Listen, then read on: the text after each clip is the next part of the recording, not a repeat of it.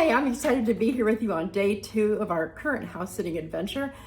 And we are going to focus on 3 basic components. One is trust, one is balance, and the other is joy. And there's some surprises in there, which I hope you love as much as I did. So let's get started. Settle on the couch there behind me, and then we'll jump in the car and go on an adventure. I love having you close beside me and in the passenger seat of my car. Let's do this thing.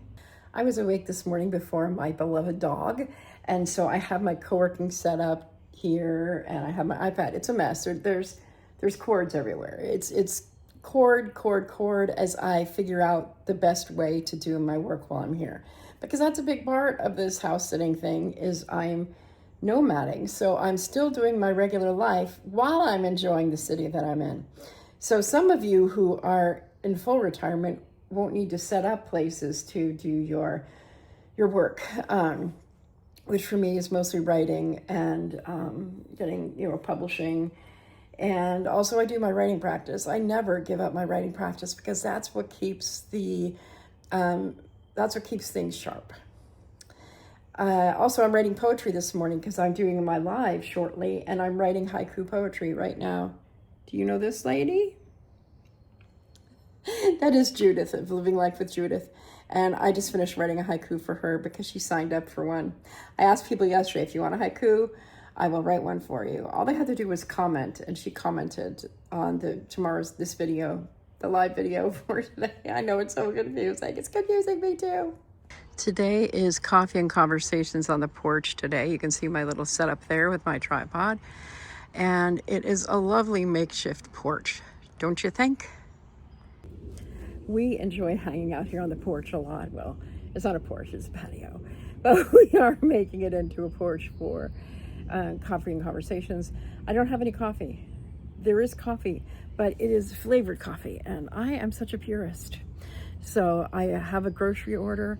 We'll also be doing that today, and we're going to have a special visitor, not that one, but a special visitor who is going to help me with some of my equipment that I haven't used yet, that I've had sitting in boxes, and now I'm actually going to take them out of the boxes and use them because I have someone who will coach me. I know it's ridiculous, but it's going to be a good day.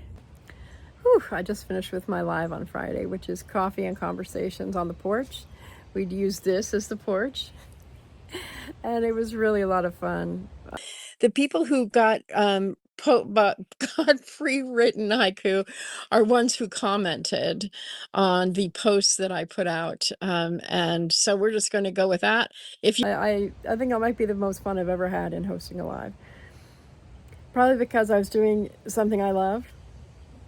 I was fairly confident, not totally confident, and everyone was engaged and participated pretty much. So it was really fun. This whole experience was one big surprise after another. What you are looking at is the Woodlawn Manor Cultural Park in Ashton or Sandy Spring, Maryland. First up, Rachel Carson. Rachel Carson was an amazing scientist who did a lot for the conservation movement. It says here, the famed author and environmentalist lived along this beautiful stream valley while she wrote her book, Silent Spring. Silent Spring was an incredible breakthrough book. So I'm thrilled to be here on land dedicated to her. Silent Spring was published in 1962, and it revolutionized environmental awareness by documenting the dangers of pesticides like DDT. The book led to the eventual ban of DDT. Silent Spring directly influenced the beginning of the Environmental Protection Agency here in the United States, and the public outcry was huge. They wanted to keep the land safe. They wanted us to stop putting toxins in everything. There was a reevaluation of chemical safety. Silent Spring was just the beginning. Silent Spring started the move towards sustainable practices in green chemistry. Thank you, Rachel Carson, who is from Silver Spring, Maryland, right where I was visiting on this day. There's a lot of trail, and over this way is another trail, so we're gonna keep walking. Surprise number 2 and 3. I have been to this location many times, but the museum was never opened, and on this day, a special sculpture was delivered on the site. This is Wesley Wofford's sculpture, Escape to Freedom, depicting Harriet Tubman and a child on the Underground Railroad. It is on tour in the United States through a traveling exhibition. I was in the right place at precisely the right time. I did some research and found that Wofford also has a sculpture of Tubman titled Beacon of Hope that looks astounding as well. I just love that it looks like lino cuts. I'm sure there's some symbolism in that, but it's really cool. Lino cutting is actually a relief printmaking process where artists carve a design into a sheet of linoleum. If you look again more closely, you can see some of the look of that kind of carving that was done before they placed the bronze over whatever material it was that Wofford used. I have also linked to his website in the description. Such a fascinating process. I would love to hear more from the artist about it. So on day 2, we had a really busy day. From sun up to sundown, I felt like I was doing something, which is great. But part of balance and part of trust and part of this life that I'm trying to create are about quiet, are about taking things slow. They're about experiencing moments of peace throughout the day. So the themes for this are balance, trust, and joy. So balance, I was balancing getting Freya to come to get to know me again. She's a very shy dog, and I wanted to be sure that we had a solid relationship, and we continue to build that in day 2 and on the days to come as well. Trust is so important in building that relationship, whether you're with a human or with a dog, and that was significant to me. Also, trusting myself, especially with that live stream, because I was creating something from something that I had done in the past, teaching that class. So when I saw there was National Haiku Day, I was just like, well, I'm just going to run with that. I mean, Coffee and Conversations, the flexibility of it, again, balancing my experience, balancing the holiday, running with what showed up. So I ran with what showed up for my live, and then going to this park. And it just so happened to have the museum open, and it just so happened to have this sculpture showing up, and it just so happened to have this Rachel Carson green space in it. I had known that, but it had been a long time since I had really thought about Rachel Carson much, and ironically, there's a Rachel Carson connection in Pittsburgh. So all the pieces are coming together, surprise after surprise after surprise, that was woven into the delightful theme of the day. I want to show you a little bit inside the museum before we move along.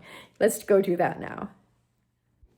The Woodlawn Museum is located in a historic 1832 stone barn built into the side of a bank. So it's called a bank barn. A lot of the museum tells the story of the enslaved people in Maryland, as well as the Underground Railroad itself. I am ashamed to admit that I did not realize that Maryland was a slave state. I love how they set up this exhibit, by the way, that shows the different tools that were used. I apologize for the lighting being bad, but a lot of this helps us to relate to what was up in the day. There's a little map of the barn as it was constructed and the tools they used.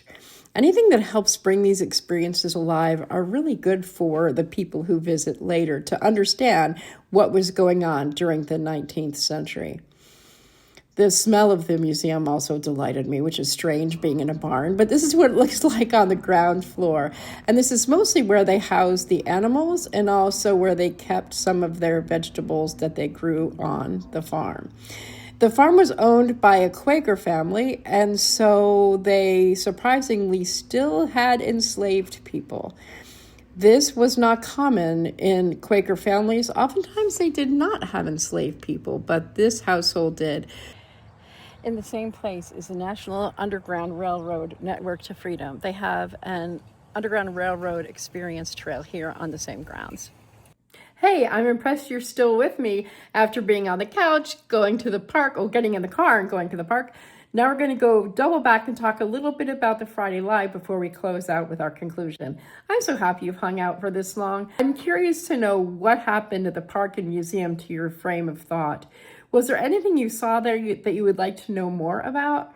What did you think of that sculpture? It really blew me away. I wish I had gotten closer or actually spent more time thinking about Wofford's process. But if you go to his website, you'll see more of his work and hopefully understand it better than I explained. So we're going to go back quickly. We're going to go back onto the outside patio and talk a little bit about the live process. And then we're going to close with a nice pretty red bow and prepare us for day 3. It's been a really fun time so far.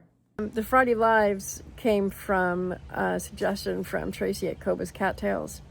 And I wrote a haiku. So if you don't know, haiku is a form of Japanese poetry. It's a very short poem. There is a strict structure in the English language version.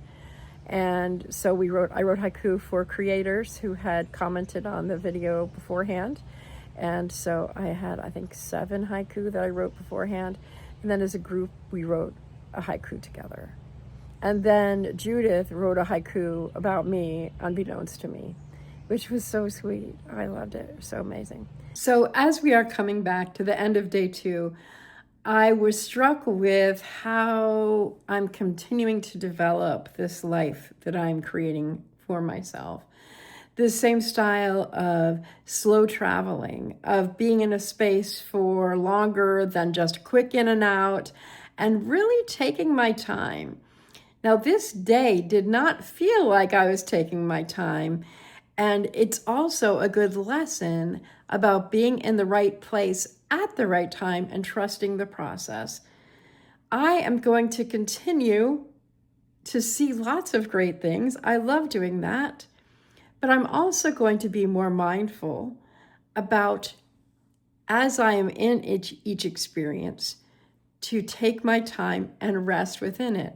What you didn't see was I took a break between being outside and spending my time with the trails and then walking over to the sculpture.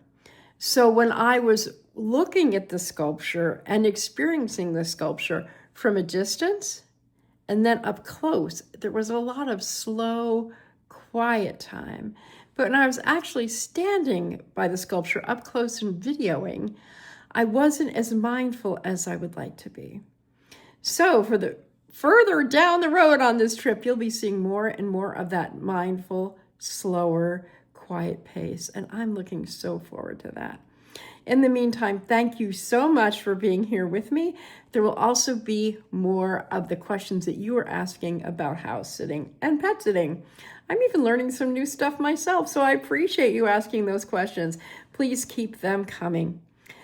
I am so grateful that you are in my life. I am so grateful that you're hanging out with me at this house sit and you're coming along in the passenger seat, because my life would not be as interesting as it is without you.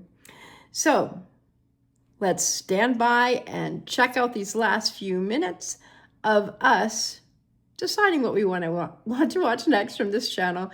You might want to watch yesterday's video. You might want to watch the playlist from my last road trip. You might want to subscribe if you don't already.